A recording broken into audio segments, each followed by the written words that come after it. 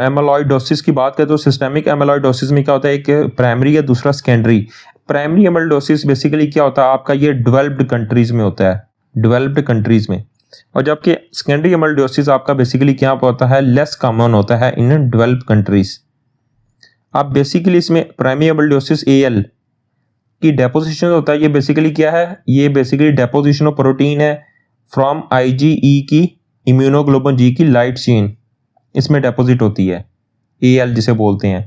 और ये हमें कहाँ पे मिलता है, हमें प्लाज्मा सेल की अगर डिस्क्रेसिस हुई हो, जिसके एग्जांपल है मल्टीपल माइलोमा, जो मैंने आपको हेमाटोलॉजी में डिटेल में बताया हुआ है, उसमें हमें नजर आएगा। उसके अलावा हमें कहाँ पे नजर आएगा, वेल्डर्नस्टोन माइक्रोग्लोबिनीमिया में नजर आएगा, ये प्राइमरी एमेलॉइडोसिस।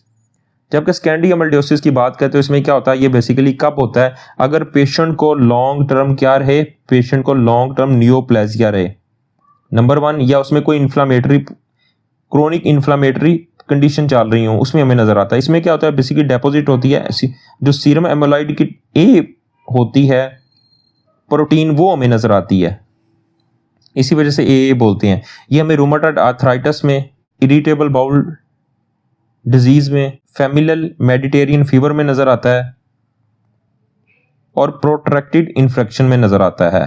सिस्टेमिक अगर एमेलॉइडोसिस की बात करें तो इसका जो थर्ड है हमारे पास ट्रांसथायरेटिन एमेलॉइडोसिस।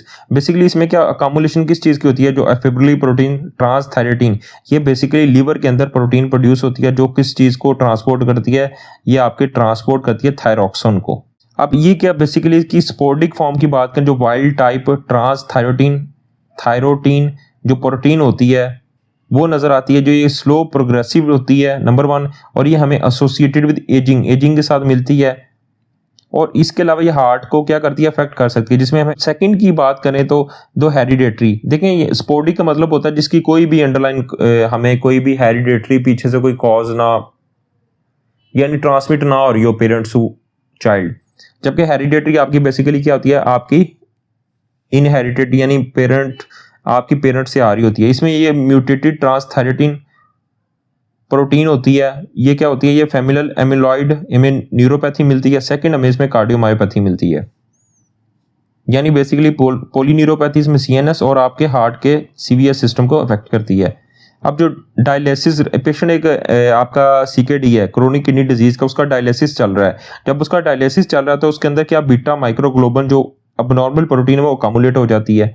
इसी वजह से हमें डायलिसिस रिलेटेड एमेलॉइडोसिस में क्या मिलती है, बीटा 2 माइक्रोग्लोबिनीमिया ग्लोबन, बीटा 2 माइक्रोग्लोबन। ये हमें कौन से पेशेंट में निकले, जो एंड स्टेज रीनल डिजीज का पेशेंट हो या पेशेंट को लॉन्ग टर्म डायलिसिस चल रहा हो।